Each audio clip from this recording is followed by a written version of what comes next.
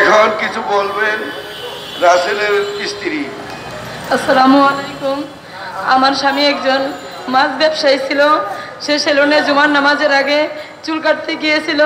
নির্মমভাবে সন্ত্রাসরা আমার স্বামীকে কোপাইছে।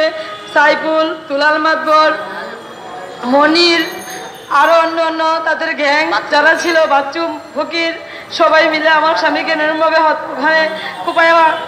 নির্মমভাবে হত্যা করেছে। তারপরে আমার স্বামী মাছ ব্যবসা করছে, সেই মাছ ব্যবসার সাথে থাকতে চেয়েছিল যে তারা আমার স্বামীর সাথে একসাথে ব্যবসা করব, কিন্তু তারা সন্ত্রাস, তারা চাঁদাবাজি করে, তারা খুনি, এই জন্য আমার স্বামী তাদের নিতে চায় নাই। এই জন্য তারা আমার স্বামীকে নির্মমভাবে কুপিয়ে হত্যা করেছে। এই হত্যার আমি বর্তমান সরকারের কাছে সর্বোচ্চ এই যারা নির্মমভাবে হত্যা করেছে তাদের আমি ফাঁসি চাই। আমার স্বামীর এই হত্যার বর্তমান সরকারের কাছে সর্বোচ্চ শাস্তি, ফাঁসি চাই। এই সরকারের কাছে আমার এই